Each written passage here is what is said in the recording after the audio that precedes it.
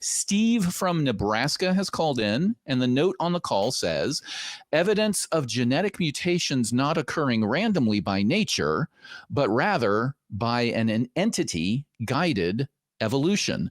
So I think if I understand you, Steve, are you claiming you have evidence of genetic mutations that are being guided by an entity? Is that correct? That's a fair submission. Yeah. Hi, Graham. Hi, Elliot. Yes. So that, Hey. yeah, that's yeah. Thanks for taking my call. Sure. But yeah, that would be a fair.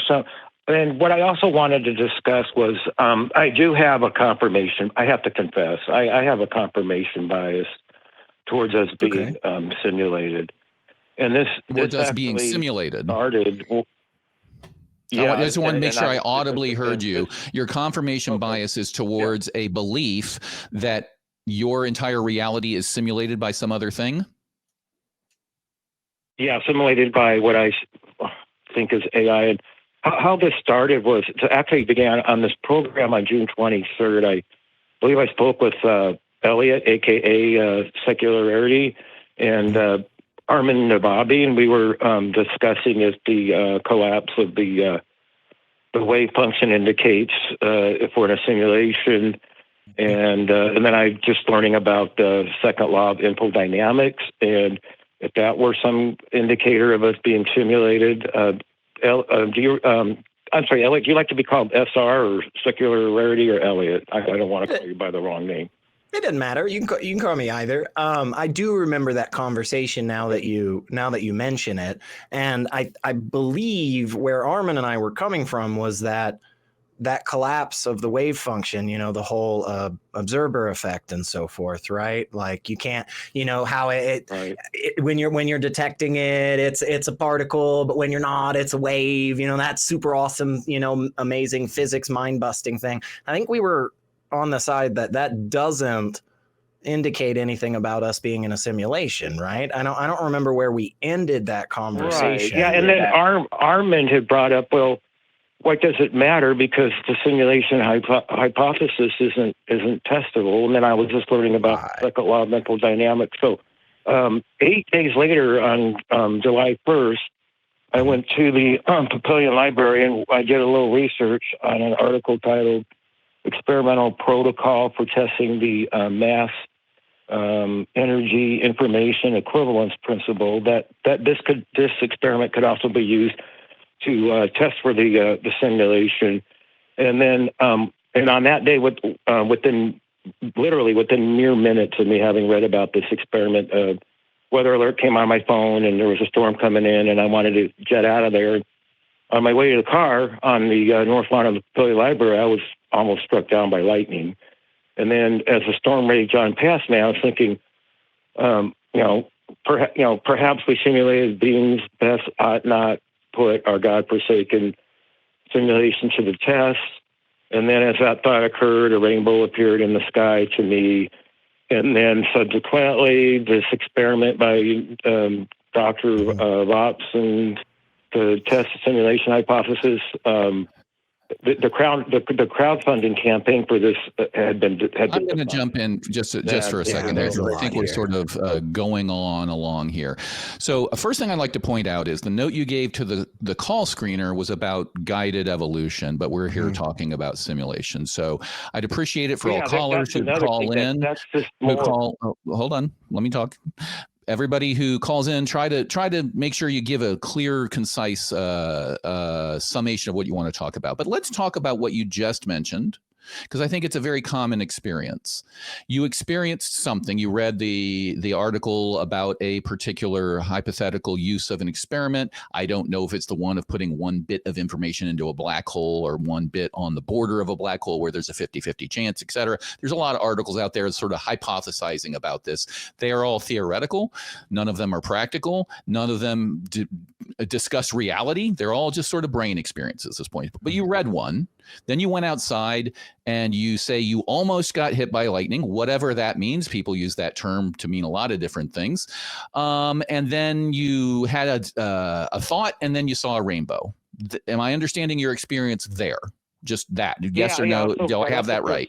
I have that right. Yeah, that's a fair summation. I assume the reason you brought that up into this conversation is you find there's some sort of significance. The implication being, as you said, that string of events was caused by you investigating a concept and some entity that can read your mind or knows what you're thinking is warning you or threatening or trying to keep this information secret. Is that your hypothesis?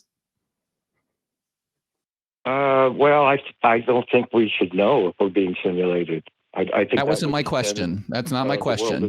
My question was, you brought these things up as if they were significant. They were significant enough to spend your valuable time on this short call to mention them. And the implication that you gave at the end was, we shouldn't investigate this, implying that the reason you were almost struck by lightning and then the reason you saw a rainbow after you reconsidered your investigation was that some entity had caused that lightning to threaten you, let's say, because you were investigating. Is that what you were trying to say when you mentioned that on this call just now?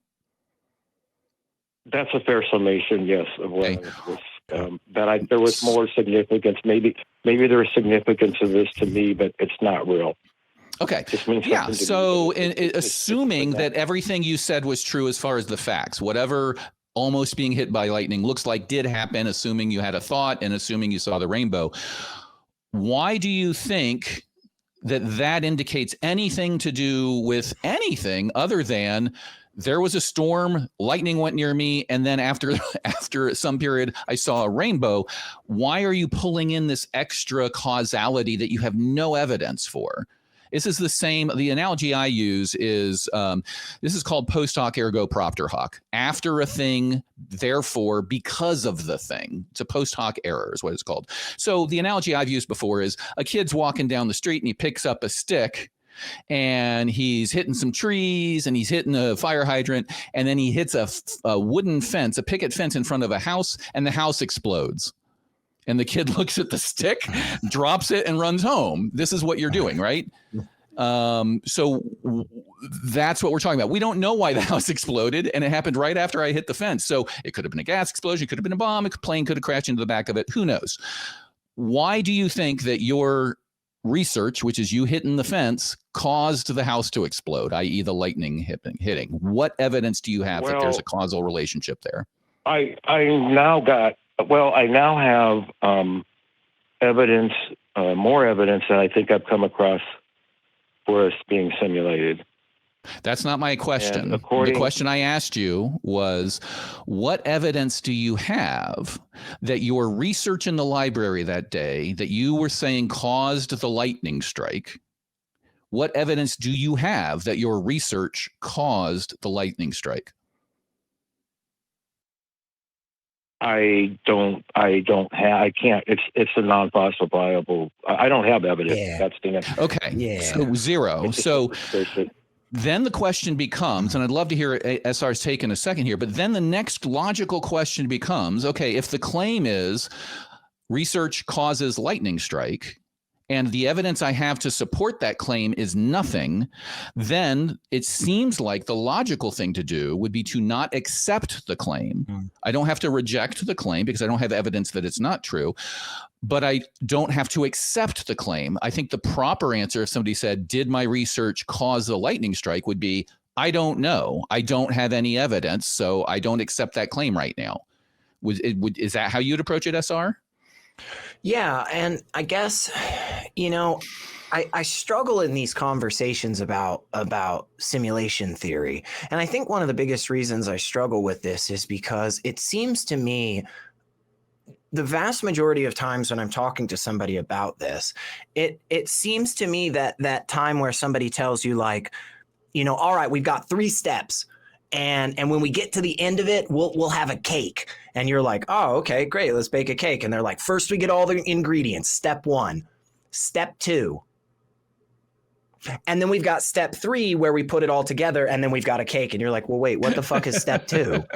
What the fuck is that? And, it's the underwear gnomes. Yeah, right. Exactly. I mean, exactly. It's like, it just feels to me like there is so much in between where we start and where we end, that is just a complete and total mystery. And I just have no idea how we took these steps. And the reason that I struggle with these simulation theory conversations is because I recognize that type of thinking, because I had that type of thinking. And it's this type of thinking that seems really innocuous at first, because it's not connected to these things that are so tangibly harmful. Like, for instance, an international organization that actively hides, and supports pedophiles, like the Catholic Church, something like that. Right. So it's this magical thinking where everything in the world has to be some incredible sign from the universe. Every single fascinating little bit of the universe is out there just so that you, Steve, can discover it and be comforted by it and feel like the world isn't just crazy and fucking chaotic sometimes. But that's just wrong, because, like you said, there's not even any reason to believe it to begin with, by your admission. But the harmful side of it is when we start to think like that, we behave in a pattern that adheres to that thinking. And next thing we know, we are getting institutions that are international with literally $1 billion in a bank account to hide and support abusers. Now, I'm not talking about the Catholic Church. I'm talking about the Church of Scientology or the Church of Jesus Christ of Latter-day Saints. They're all fucking terrible. But like, I'm really struggling, Steve. Do you understand why I'm having trouble here, man? I guess that's what I want to get across. I'm struggling, and I want to know if you care. Let's ask Steve this follow-up questions, because I really appreciate your point, Seculary. So, Steve, the question is, and it's a two-parter. One, do you agree that if you have no evidence to support a claim, that you should not accept the claim? So that's part one. And two, where do you think this instinct that you have, like you said, you have this confirmation bias, which is an instinct to accept claims that you like, even though you may not have any evidence for that claim, just because you like the outcome of that claim. So part one, do you agree that if you don't have evidence to support a claim, you should not accept it? And two, where do you think you are getting this instinct to accept the claim, this urge to accept the claim? Could you answer those two for me? Sure. I think I'm wrong for looking at patterns of something that I want to be true that may not be. And maybe if something's not verifiable or falsifiable, like, for example, a simulation hypothesis or a God hypothesis, it shouldn't have a meaning because I can't prove it one way or the other. So should I just take the default position that doesn't exist? That's just no. Let's clarify the default position. I want to be careful how you worded that, because I think what you said is the default position is there is no simulation, that it doesn't exist. The default position is I don't know. I don't know. Yeah. So do you believe in God? I don't believe in God. Do you believe there is no God? I don't know. I don't believe that there's not no God. The default position is rejecting both states, right? Is to say, I don't have any evidence. I am unqualified to render an opinion on this. I don't know. I need more evidence. So that's where you then get science. We go, okay, well, if this is a simulation, how can we poke the bubble and try to figure out if we're in a simulation? Let's go run those experiments and get some evidence. That's the default position. Does that make sense to you? Right. Yeah. And I discussed this with Aaron Adair, the experiment to test the simulation, and he thought all it would do was just end up testing the mass energy, the information mass energy equivalence. And he said there was no simulation needed, that I'm just adding extra stuff into there. Yeah. He said it could be done without there having to be a simulation. Yeah, because if you take what you already agreed to on the call, which is you have this instinct to believe that the research caused the lightning strike, but you have no evidence to believe that. If you take a bunch of those put together, a bunch of no evidence instincts, right? I don't have evidence for this, and then I see another paper that I don't understand or I don't have evidence for, and then I have this other idea that I don't have any evidence for, but there's a bunch of instincts surrounding it, it can feel like it's adding up to evidence. It can feel like, well, I feel like this, and I like this, and I like this, and I like this.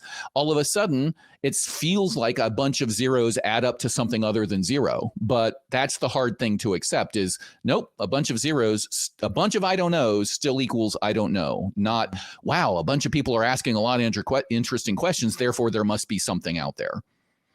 And I kind of feel like that's the road you're going down is it's like Mulder on, I'm dating myself here, on the X-Files from way back in the day. A great show for sort of examining the line between skepticism and gullibility. His side of that character's side, his catchphrase was, I want to believe. And I kind of feel like you're in that same camp. I want to believe. And as you said, you've got this confirmation bias. But do you recognize that a bunch of zeros added together is still zero? Metaphorically speaking? Well, what if our universe behaves like it's a computer simulation, but there's nothing outside of it except maybe quantum? Yeah, I'd like you to answer. I'd like you to answer the question though. I've noticed that during the call, I'm asking questions, and then you're not answering. You're just doing a bunch of what ifs, which is not acknowledging the point, and then trying to move to some other thing. So, do you acknowledge that if you have a bunch of hypotheses but zero evidence to support it, the existence of the hypotheses or the existence of papers proposing the hypothesis or proposing the theory is not evidence anymore? That's zero evidence for the existence of the proposed thing. Do you agree with that? Right. Of course I do. And if there's proposed experiments that haven't been done yet, then that's jumping the gun, and I just can't assume what the experiment's outcomes are going to be.